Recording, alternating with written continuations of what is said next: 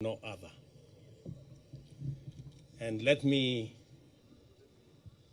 first take this opportunity to thank the Almighty God. Yes, it is God.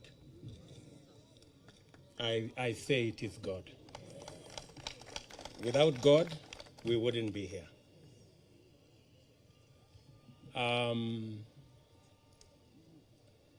I have gone through many difficult situations, but because of God, we are here today to celebrate that today the people of Kenya have made a choice, and that choice has been confirmed by our judiciary. Let me first and foremost say we are truly grateful as a team, as the Kenya Kwanza team. We are grateful to God because we have come a long journey. We have worked hard. But as the Bible teaches us in Proverbs 20 verses 7, that some trust in chariots and others trust in horses, but we trust in God. It's not the waking up early. It is not the working long hours. It is the favor and the grace of God that has gotten us here. And we are acutely aware of that. Let me also, in a very special way, thank many people who have prayed for us from across the religious divide. Many people have prayed for us. In fact, I said on the day I was given the certificate, I said, we were prayed into victory.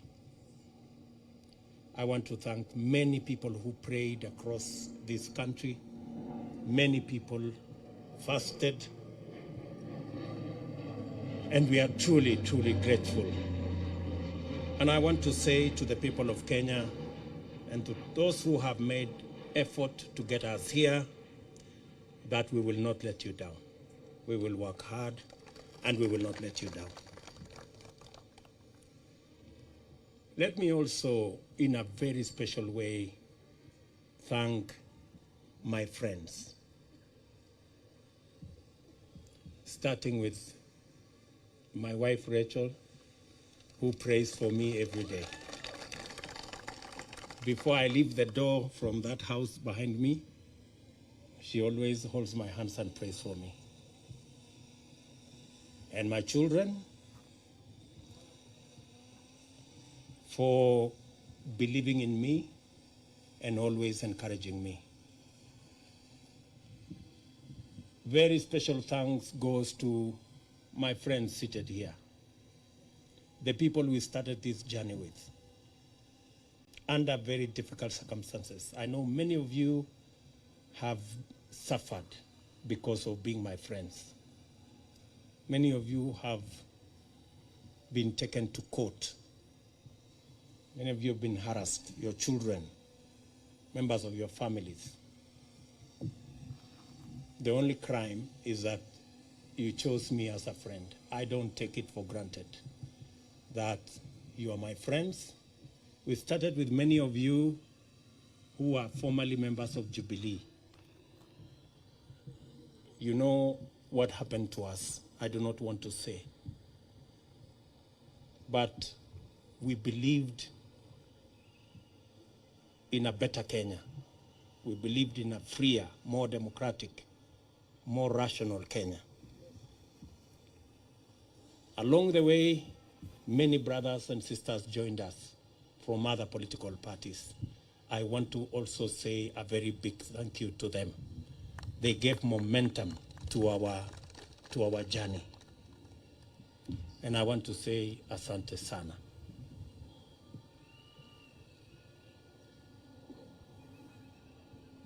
Let me also congratulate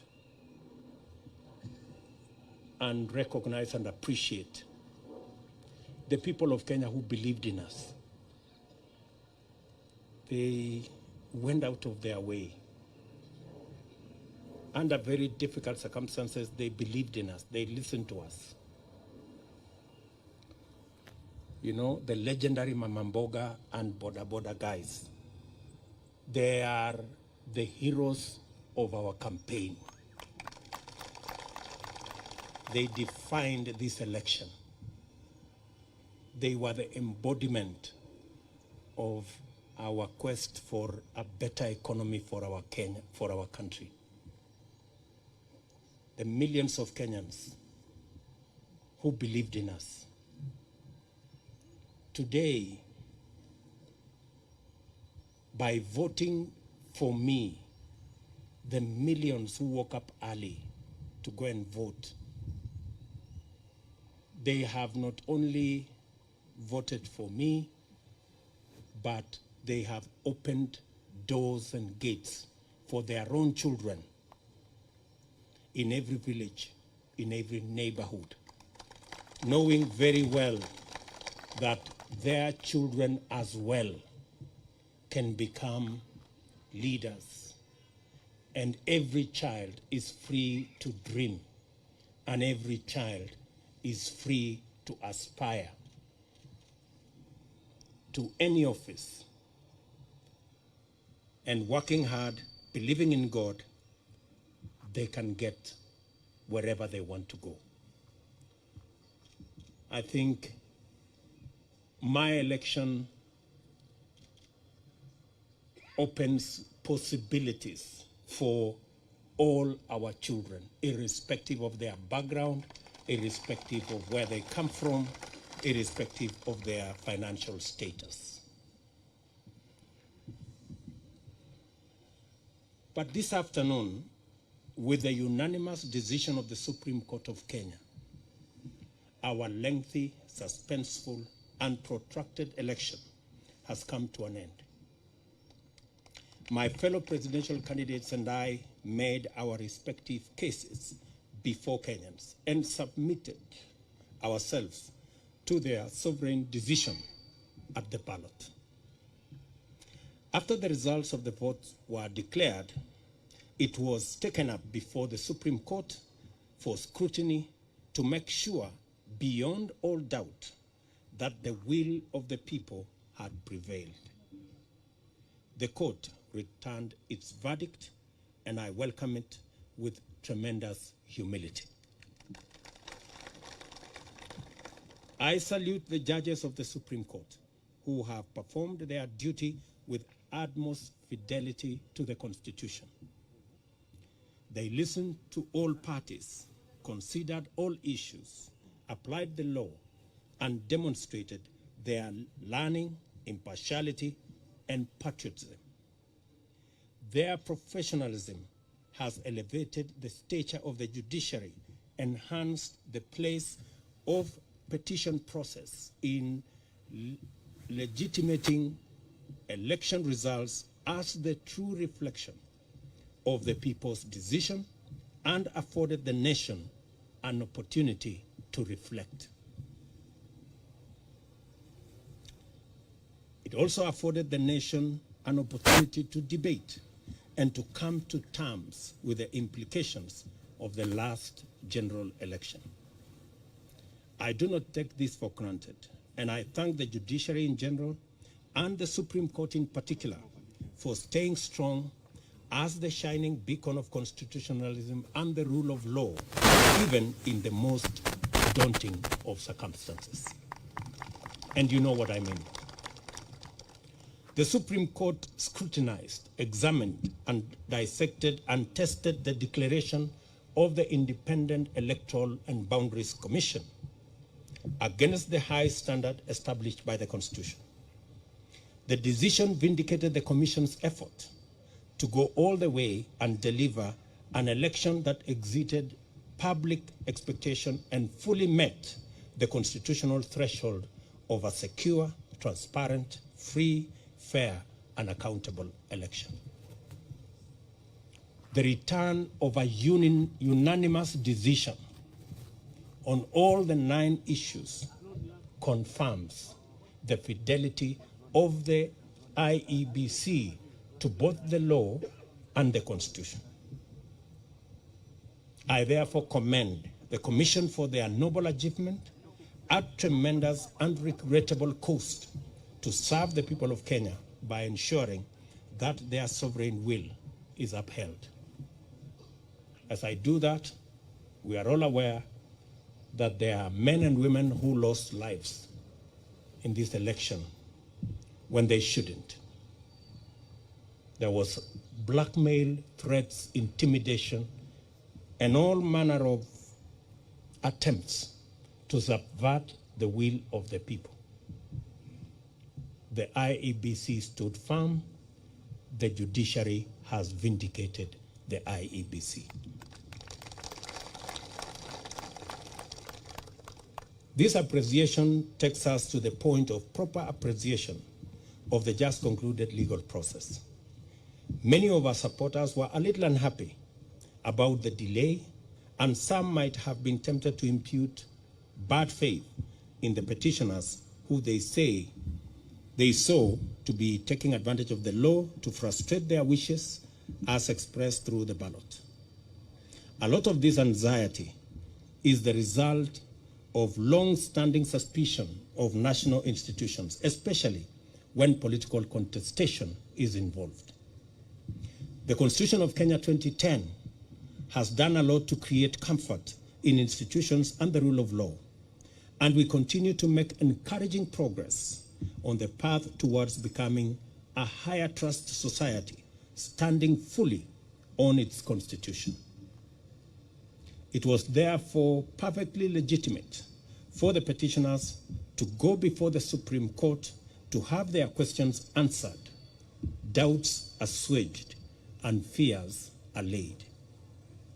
By exercising their constitutional right to take advantage of opportunities to establish the truth, the petitioners tested the result and inscribed upon it the highest stamp of judicial, legal, and constitutional approval. Our electoral and judicial institutions have won, and the Constitution has asserted itself and prevailed. My esteemed competitors now have a credible basis on which to consider the outcome, and we are vindicated by the choice of the people of Kenya.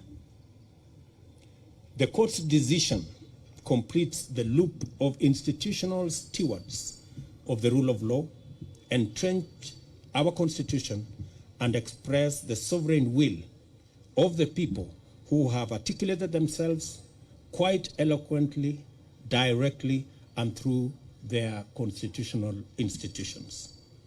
I congratulate all patriotic Kenyans who presented themselves as presidential candidates. It is not an easy decision, and a national campaign is not a walk in the park at best. I want all of you to know that your effort is acknowledged and deeply appreciated. Wahiga Mwaure and Ruth Musheru, George Wajakoya and Justina Wamai, the Honorable Raila Odinga and the Honorable Martha Karua. May the spirit of love for country and selfless service lie long in your hearts, and may Almighty God always remember you. Competitive electoral politics can make and has made our politics an arena utterly devoid of grace. This fills the life of political candidates with loneliness, worry, and exaggerated sense that the stakes are do or die, and elections therefore matters of life and death.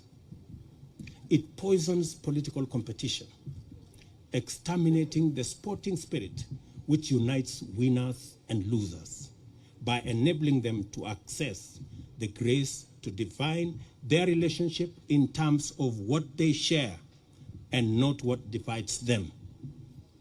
Democracy is expected to unite a people, strengthen their society, and improve their institutions, and must not become an acrimonious, fearful, and desperate enterprise. We offered alternative visions and missions and submitted to the sovereign decision of the citizens of Kenya. We are only competitors, not enemies. We vied to unite and strengthen Kenya, not to divide and weaken it. I therefore consider all of my competitors to be my worthy compatriots. Kenyans are united in the quest for a better society that is kinder to its children, gentler on the vulnerable, respectful of their rights, and committed to serving them. Those who voted for me, as well as those who voted for my competitors, want the same thing for themselves and for their children. I honor this aspiration, and I am committed to do and to rise up early, work hard all day, every day, so that we can realize it together. My deputy and I and the Kenya Kwanza team pledge to make Kenya a country of everybody and everyone.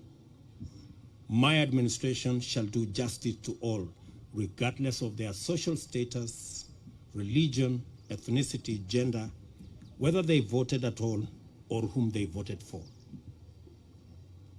I therefore extend a hand of brotherhood to all my competitors and to all their supporters. We are not enemies, we are Kenyans. Let us unite to make Kenya a nation where everyone shall be proud to call home.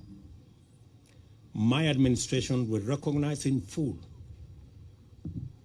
the now established tradition of honoring our leaders who have served this nation and shall not in any manner interfere with their privileges and their entitlements in retirement. They are revered elders of our nation who deserve respect at all times. It is now time for us to prepare for the day when we wake up to the momentous duty to serve Kenyans. Let us all reflect on our contribution and look forward to build this country and nation together to achieve the glory of Kenya, express its heritage and splendor, and fill every Kenyan heart with thanksgiving. As I said earlier, the hero of our campaign is the legendary Mama Mboga and Boda Boda. The hero of the election is one Wafula Chebukati and the Independent Electoral and Boundaries Commission. And the hero of our democracy and the rule of law and constitutionalism is our judiciary. We celebrate all Kenyans, and I pledge and commit to work as the Kenya Kwanza team in making sure that we take Kenya to the next level. I will be making a much more comprehensive statement further down the road. I thought I should recognize everybody who has made a contribution towards this success today. As I said, it's not about me and my good brother Gachagua and the leaders who are here. It's about all millions of Kenyans who have made a contribution to us getting where we have. I will shortly be putting a call to my good friend, President Uhuru Kenyatta.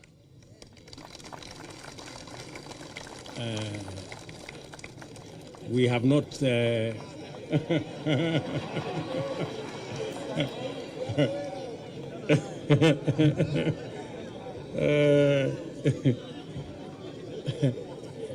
we have not I haven't talked to him in months. But shortly I will bring a call to him so that we can have a conversation on the process of transition.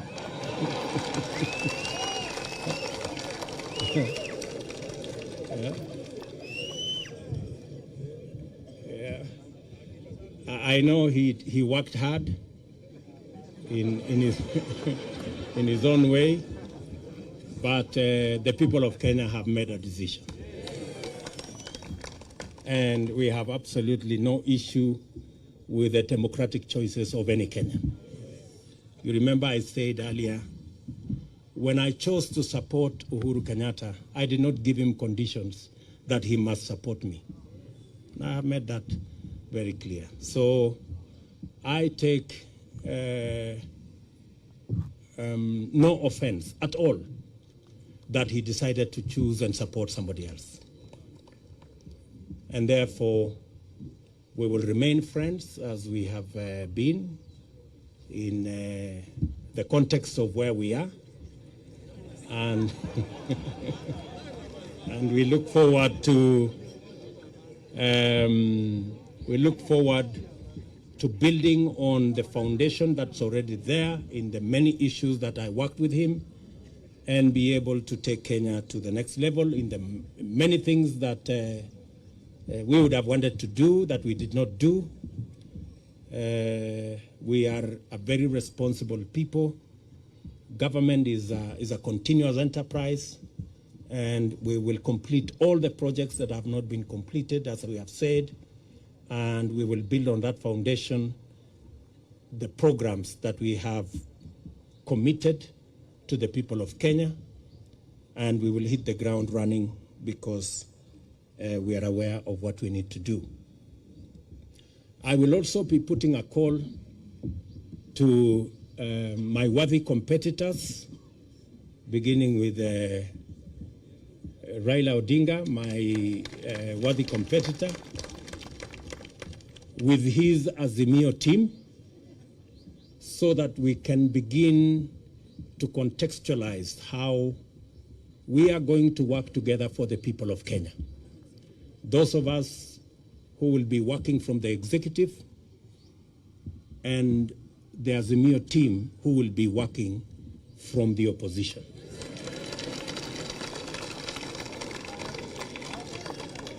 And as I committed to the people of Kenya, I believe in the rule of law. I do not believe in the handshake stories. I believe in an accountable government held to account by a responsible opposition. That is how Kenya is going to move forward. And so I look forward to a conversation on how they will hold us to account and make sure that we deliver on the commitments that we have made to the people of Kenya, and public resources are put to good use in an accountable manner, and reap the benefits of what the people of Kenya have done in electing us into office. We will then be working with all the other people as we get down to doing what we committed to the people of Kenya that we do. I know there is huge expectation. Many people are texting me and asking, when is the Hustler Fund going to be launched? Many people are asking me, many farmers want to know when subsidized fertilizer will be available so that they can get on with the journey or with the business of growing food for us so that we can reduce the cost of living. Many farmers are asking when we are going to begin the journey on agro-processing and value addition. Many people across Kenya want to know when we are going to begin our housing program.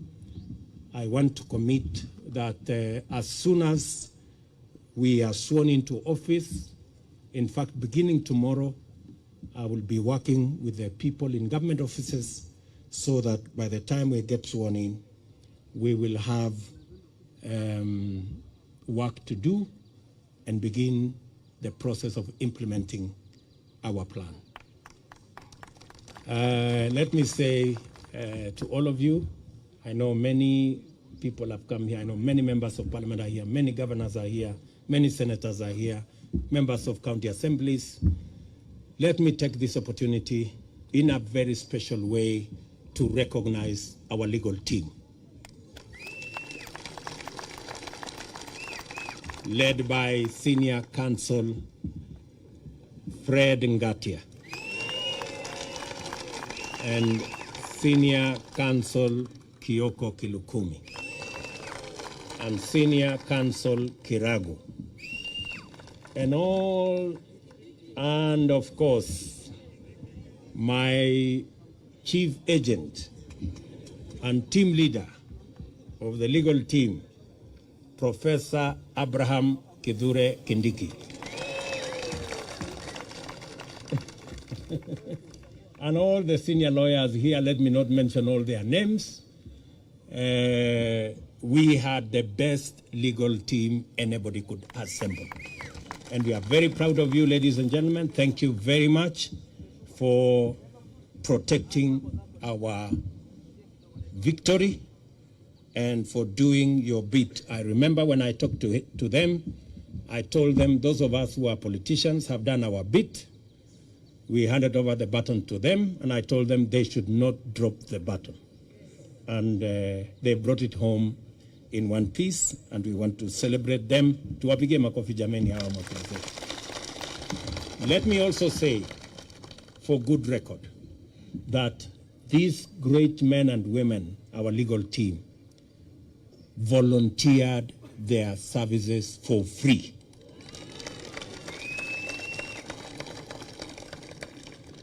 It is amazing that they said this is a patriotic duty they are doing for their country. And they were going to donate their time, their intellect, their professionalism to make sure that they do that is what is right for Kenya. Ladies and gentlemen, I sincerely appreciate on behalf of the Kenya Kwanza team your sacrifice, your contribution, and your commitment to this journey. Asanteni sana. Of course, there are many volunteers.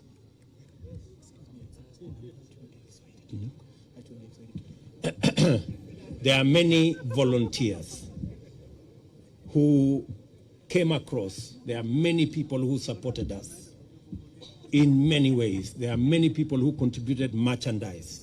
Many people contributed resources of all types, merchandise, airtime, equipment, transport, and it was just amazing.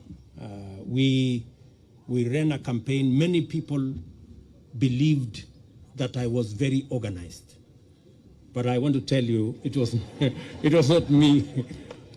Everybody made a contribution. That's why the whole thing looked seamless. We didn't have to push nobody to do nothing. Everybody did what they were supposed to do without asking. So I want to say thank you very much to our team. I want to announce that this marks the end of the politics of deceit and the politics of betrayal and the politics of conmanship. It is the end.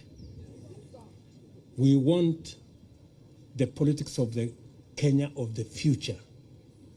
Every leader must be held to account on what they say, and they must match what they say with what they do. I promise you, ladies and gentlemen, that with the opportunity God has given us, we want to have a country based on the rule of law as my deputy has said, the criminal justice system will be reserved for fighting criminals and criminality and making sure that public resources are protected and criminals are brought to book. The criminal justice system will never be used again for political reasons.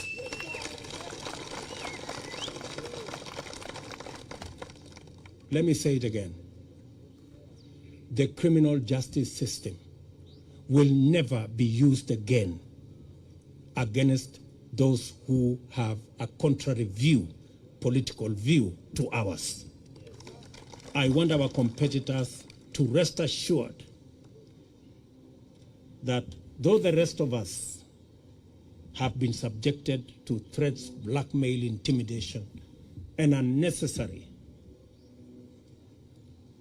fights, I commit that under our administration, nobody will be vilified or victimized or prosecuted for holding a contrary political view from ours. This is a democratic country, and we want to remain so. Our competitors have nothing to fear, like the way many of our supporters have had everything to fear for being our friends or for holding a contrary view from those who wielded power. So, and as I have said, we will respect our President, Uhuru Kenyatta, in his retirement. We will give him the respect and dignity a former head of state deserves. We are honorable people. We are not petty, and we are not jealous. He has done a good job, and he will have his place in the history of Kenya. So nobody should peddle any falsehoods or that we harbor anything against the President of Kenya. When our good friend Raila Odinga retires also, we will give him the respect he deserves as a Kenyan leader who has made a huge contribution to the democracy of our nation, and every other leader that deserves respect. So to all our friends out there, we want to grow a nation. We want to build a society that is based on the rule of law and respect for our elders. So let me leave it there for now. The rest of the things we are going to say, I will take maybe 1 or 2 questions so that we can conclude this press conference. Na nitasema kwa Kiswahili, nitajibu maswali kwa Kiswahili. Sisi tumekubaliana? Kama mnataka niseme Kiswahili kidogo, nimesema ya kwamba kwa niaba ya team ya Kenya Kwanza tunamshukuru Mungu kwa sababu ya kutupatia ushindi. Hii ushindi si ya William Ruto na Gachagua, ni ushindi wa mamilioni ya Wakenya walioamka asubuhi na mapema kupiga kura ili hata na watoto wao waweze kupata nafasi ya kuwa na ndoto ya kuwa viongozi katika taifa letu la Kenya. Nimesema vile vile ya kwamba tunawashukuru wale wote, hasa IEBC ambayo ilisimamia uchaguzi katika taifa letu la Kenya. Mbali na changamoto za makomishona ambao waligawanyika pale mwisho, IEBC ilifanya uchaguzi ambao ulikuwa wa huru na haki, na kila Mkenya ametosheka. Ma-MCA wamechaguliwa, wabunge wamechaguliwa, maseneta wamechaguliwa, magavana wamechaguliwa, na leo mahakama ya upeo imeidhinisha uchaguzi wa rais pamoja na naibu wa rais, kumaanisha ya kwamba IEBC ilifanya kazi ya muhimu, na nimesema shujaa wa uchaguzi huu ni Wafula Chebukati na makamishna waliohakikisha ya kwamba uchaguzi huu haujapatilishwa na watu ambao walikuwa na njama ya kuharibu uchaguzi wetu. Nimesema vile vile tutapata nafasi kama viongozi kuongea na rais wetu ambaye anaenda kustaafu, ili tuweze kupanga mambo ya kukamilisha succession kwa njia na taratibu ambaye iko na heshima. Na nimesema vile vile kama vile tuko na desturi kama taifa, viongozi wetu wote wale ambao ni elders wa taifa letu, viongozi wanaostaafu kama rais, watapata heshima na watapata haki yao katika mahali pa heshima katika taifa letu la Kenya, na hakuna wasiwasi yeyote kwa mtu yeyote kwamba kutotokea na jambo lolote. Yale ambayo yamefanyika, Waswahili wanasema yaliyopita si ndwele, tugange yaliyomo na yajayo, na hivyo ndivyo tutakavyofanya. Tumekubali vile vile ya kwamba kamwe criminal justice system katika taifa letu la Kenya haitatumika kuendesha mambo ya siasa katika taifa letu la Kenya. Wanasiasa wote wako na huru wa kuwa na msimamo tofauti ya kisiasa bila ya kujali ya kwamba watashurutishwa, watalazimishwa, watafunguliwa mashtaka yasiyo na maana. Hiyo haitafanyika katika taifa letu pale tukiwa viongozi katika taifa letu la Kenya. Wananchi wengi wameangaishwa, wamesumbuliwa, wamefanyiwa mambo mengi kwa sababu ya misimamo yao ya kisiasa, na tumesema haya mambo tutayakomesha. Tunataka kuwa na nchi ya demokrasia, mahali maoni ya kila mtu ni ya muhimu na hakuna mtu atashurutishwa kuwa na msimamo mmoja ama msimamo mwingine. Any questions, good people? Thank you very much. I don't think you have any questions. Uko na swali ya kusema nini? Sema jina. Thank you so much, Your Excellency. Congratulations on your win. My name is Ibrahim Karanja. I work for NTV. Yes, you have repeatedly said during the time the IEBC declared you as a winner, and even now when the Supreme Court has upheld your win, that you will work your government and with the opposition to the extent that it remains in the opposition. From where you sit, how should Kenyans take then your move of incorporating members of parliament who were elected in what were opposition parties in the election? Thank you so much. Thank you very much.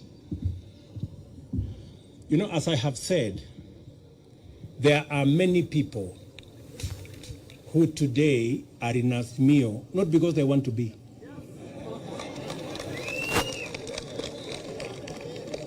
We have many people who are forced, blackmailed, threatened into belonging to Azimio.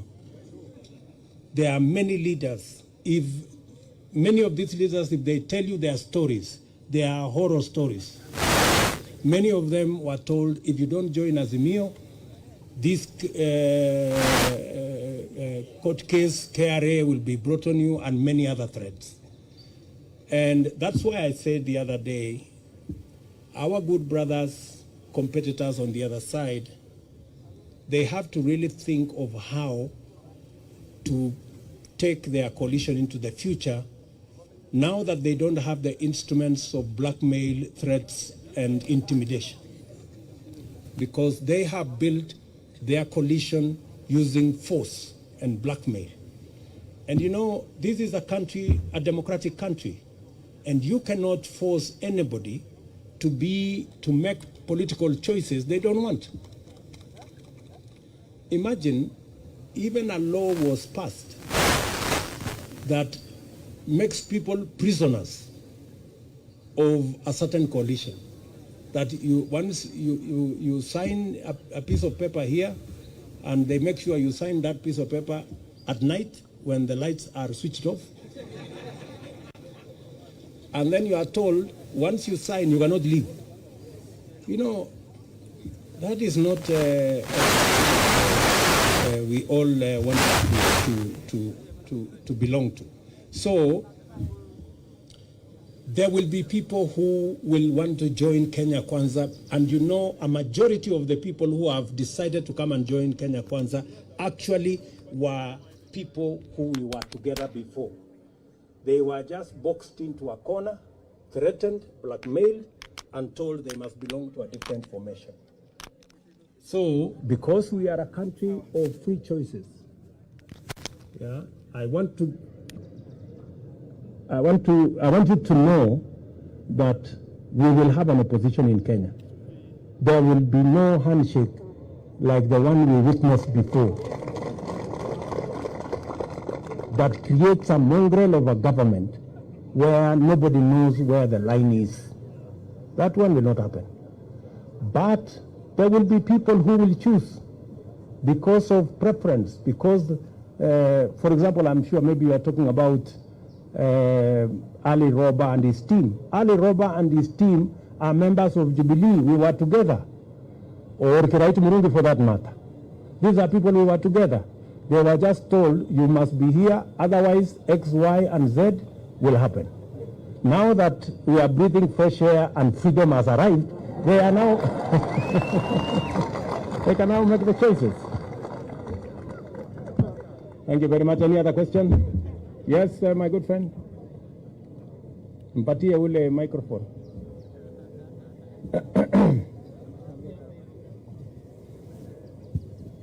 Congratulations, Sir President William Ruto. Asante. My name is Kevin Mihona from Mwangaza TV. Yes. Your Excellency President, there are young men like us who had some different thought about the verdict of this ruling with the court. What would be your encouragement to them? They are burning. I've been from the streets of Nairobi, and some of them are burning. Kindly tell them a word of hope. Thank you. As I have said, two things. We are a democracy. And in a democracy, the majority have their way, the minority have their say. Number two, I have said here, the administration we are going to run is the administration that is going to serve all Kenyans, irrespective of whether they voted at all or whoever they voted for. We are going to serve the people who voted for us and those who did not vote for us, because we are going to run the government of Kenya. And the government of Kenya is going to be the government of Kenya for all Kenyans. So they have absolutely nothing to worry. Nothing to worry. We are going to serve all Kenyans equally. Yes?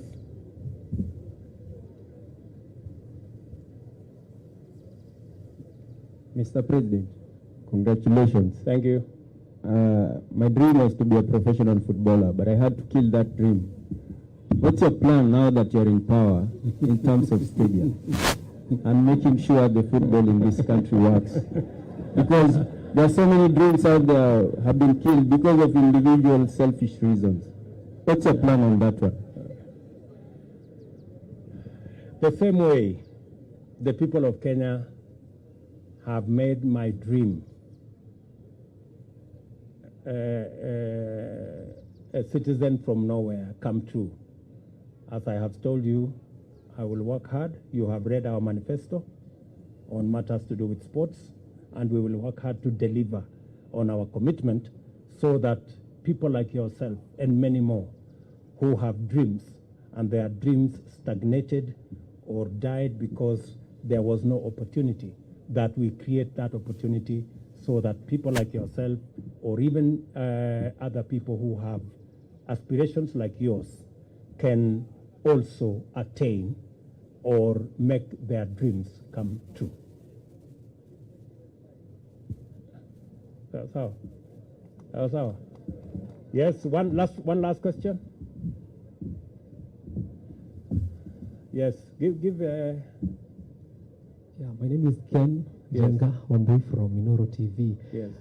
We understand that from the Constitution, Chapter 9, Article 141, the President shall be sworn in the first Tuesday after 7 days. What is this one thing that you will promise Kenyans that you will deliver within the first 100 days once you assume office? There are many things, Njenga Wambui. And how is Inoro, by the way?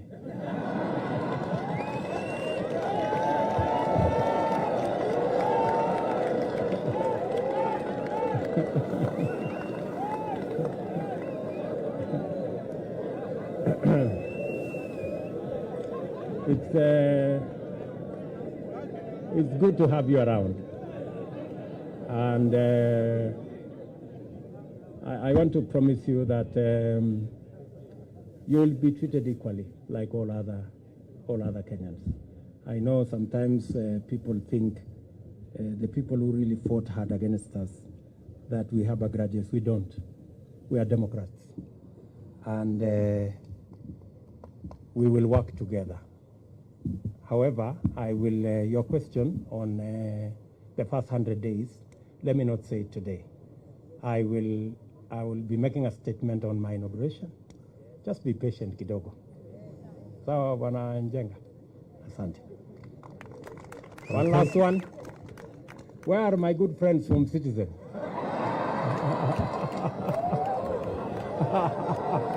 Citizen.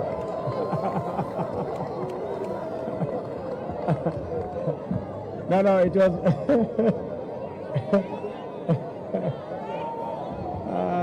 Citizen, Where are they? No, it's okay.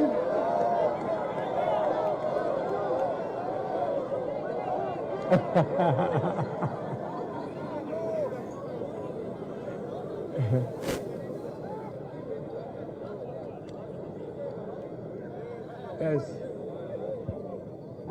Congratulations on your win, Mr. President. Thank you. My name is Brenda Wanga from Citizen TV. I know you have said you will give a comprehensive statement a little bit later on what you intend to do in your first 100 days. You've said that in your manifesto before, but I know most of us are quite concerned and would like to know what your plans are in regards to fighting graft. That has been quite a big issue during this campaign. Thank you. Thank you very much. Thank you very much. I think it's a fair question. And how is my good friend Leto, by the way?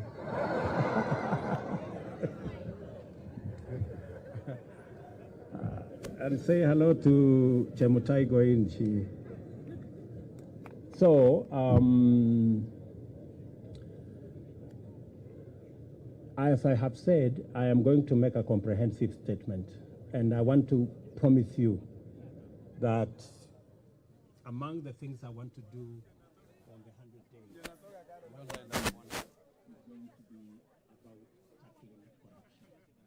So expect a statement and expect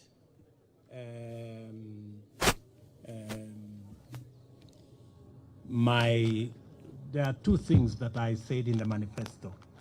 Number one is the judiciary fund, and number two is to have an accounting officer for the police and the entire criminal justice system, so that they will never depend again on resources from the office of the president.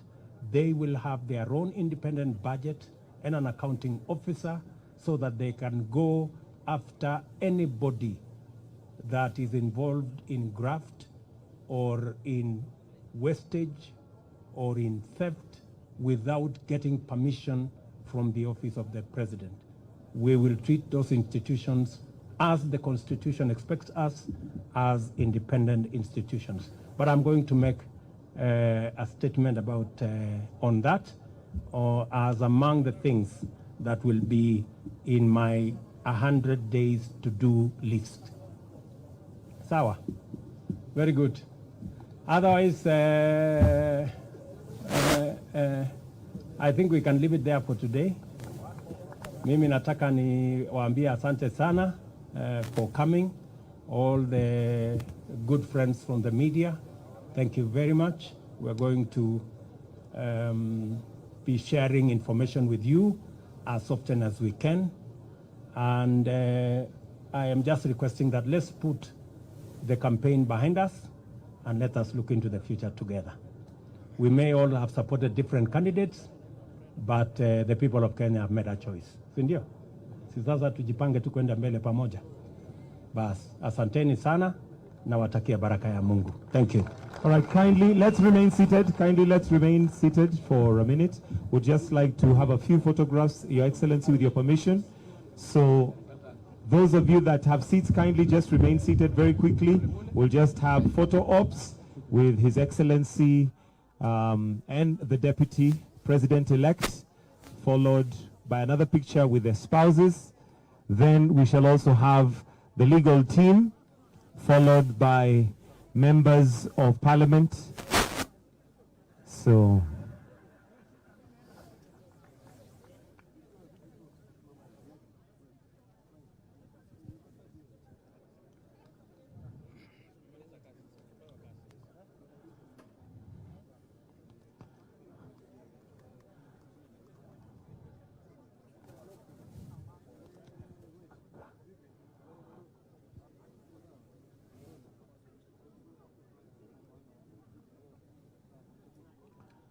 His Excellency the President-elect, the First Lady, the Deputy President-elect, and the spouse to the Deputy President. Wonderful picture right there. Next, we'd like to call the legal team. So we'll ask His Excellency to just step back so that the podium is bigger. We'll have the legal team to have the next picture.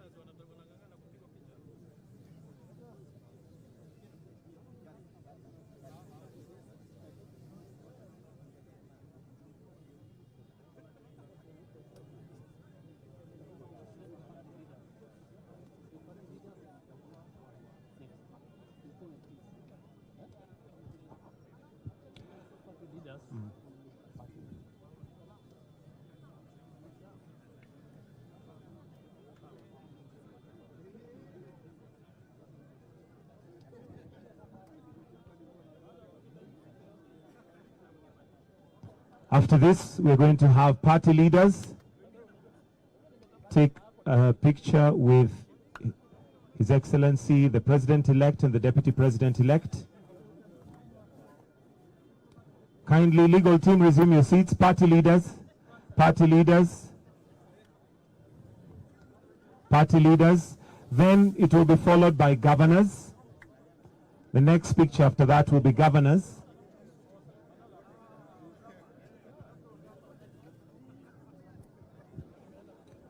Party leaders followed by governors. So we have party leaders first. Party leaders.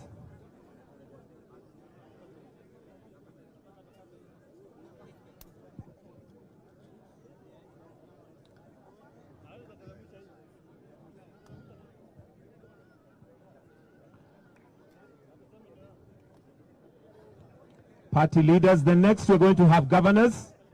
Governors will follow in tow.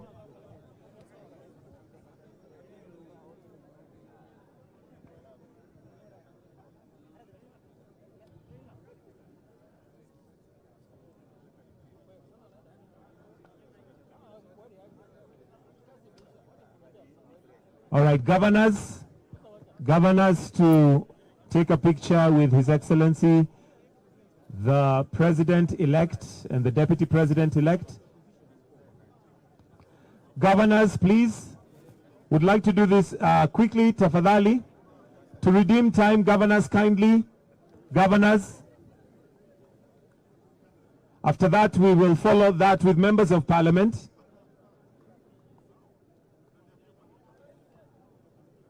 governors. Let's wait until the picture is taken, tafadhali. Let's wait until the picture is taken. After that, we have members of parliament, but kindly, let's wait until the picture is taken, tafadhali.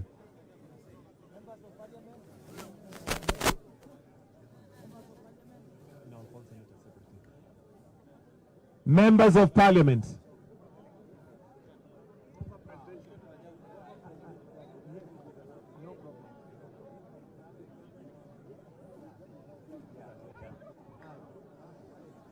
Members of parliament. This is members of parliament. County by county. All right, members of parliament, kindly let's have some order. Let's have it county by county. Yeah. Okay. Hebu twende sisi zote hivi, please.